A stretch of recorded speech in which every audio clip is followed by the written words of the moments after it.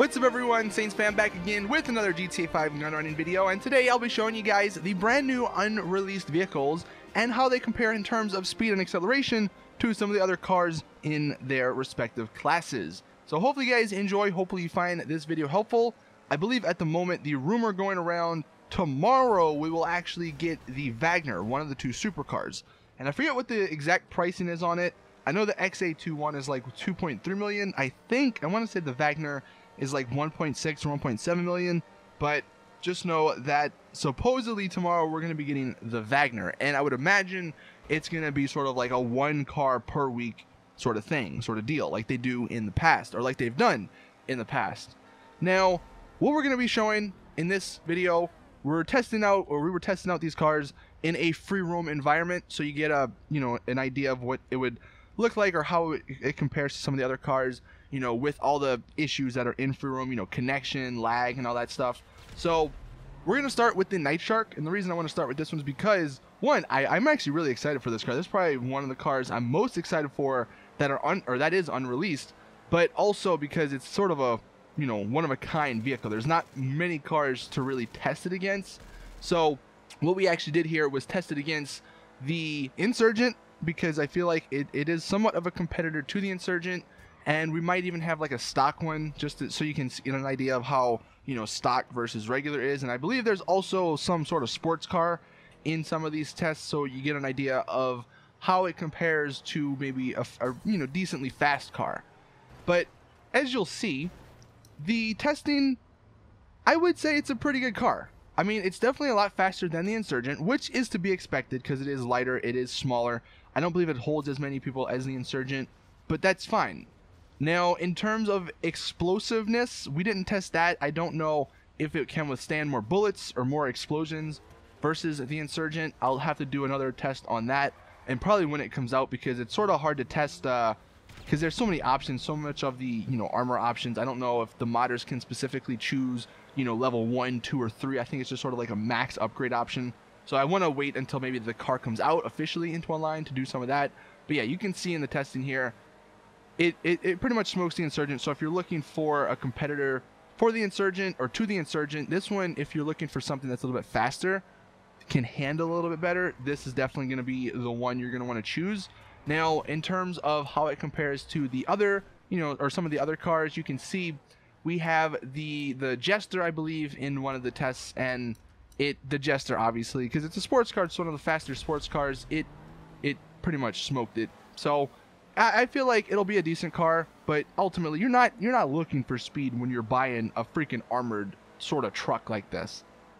And we do know it can carry the trailer, so that's going to be another benefit of it. So I think overall this is going to be a really solid vehicle. We already saw the customization. There's a bunch of really cool customization, and it's not bad in terms of speed and acceleration and top speed. So I'm definitely giving this one a thumbs up. Next up, we are going to do the supercars. This is the test I'm sure a lot of people want to see.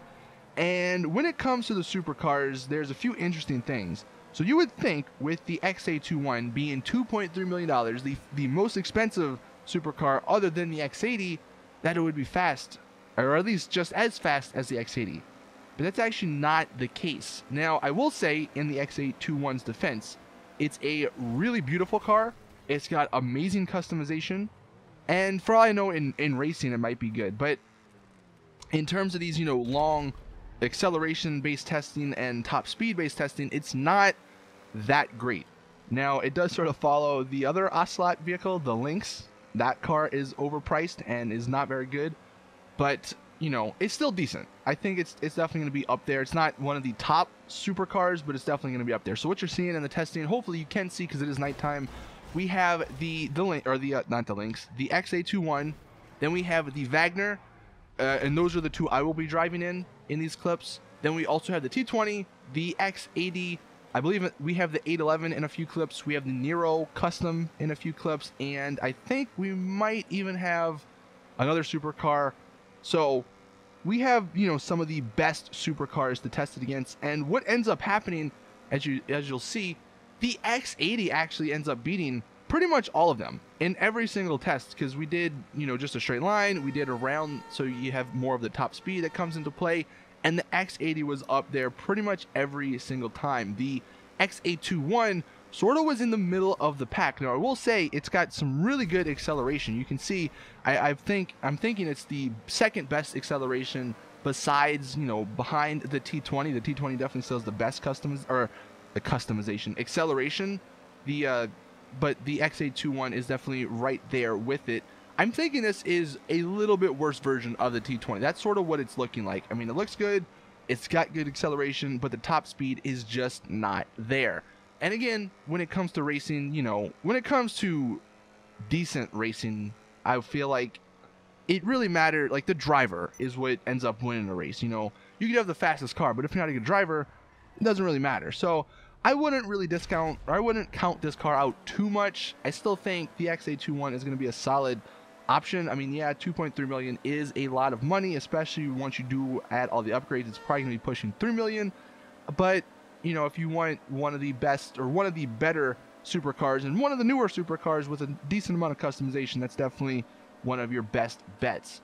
Now, the Wagner, on the other hand, this one is surprising. This one pretty much handles like the RE7B. I almost want to say this is like the successor to the RE7B that's not as race car-ish. Like, it doesn't have all the decals and stuff. And it almost looks like a little bit. But like I said, this one is a little bit cheaper than the X821. I don't know if it has as much customization. I cannot remember. I don't think the customization was as good. So again, they are sort of giving you pros and cons to each one. But this one might be one of the new fastest cars in the game. The X80 still seems to beat it in certain, you know, or in a few of these clips. But if I get a good start, that's the only negative. The start is absolutely horrible. But if you get a good start, then this car, I think, might be the one to beat. Again, I'm not sure about racing, but in terms of free mode, this thing is super quick. Once you get up to speed, it is freaking fast. Like, if you're on the highway a lot, this is definitely going to be one of the cars you're going to want to drive around. Now, looks are subjective. I know some people are like, oh, it looks so bad. But, you know, if you want a fast car, then ultimately, do looks matter that much? Like I said, though, the only sort of negative I found in these testings was that the acceleration is not that good. It does spin the tires a lot if you don't get a good start. And I mean, the way you can fix that is by holding down the handbrake and the right trigger about halfway. And then once, you know, the race starts, then boom, you pull down the trigger all the way and your tires don't spin as much. So that's definitely one way to get around it. But honestly, in terms of just performance, I would say the Wagner is better than the X821. So you guys can obviously let me know your thoughts in the comment section. But in terms of supercars, if you're looking for speed, if you're looking for performance, the Wagner's the one you're going to want. If you're looking for customization and looks, then I think the X821 is definitely what you're going to go for. Now, the other ones, these sports classics, these I didn't really, you know, care for too much because, you know, and the only one that I'm really looking forward to is the Cheetah 2, the Cheetah Classic.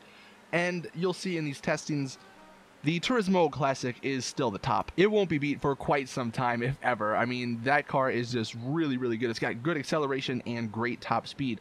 But the Cheetah 2, or the Cheetah Classic, the one I'm driving, is somewhat competitive. I mean, it's got a good acceleration and it's got a decent top speed. It's definitely going to be the #2 sport classic car. The other two, the Torero, that's the one that almost looks like the Infernus Classic, and the Ardent, which is actually the one that has guns on it, the one that's going to be on Warstock.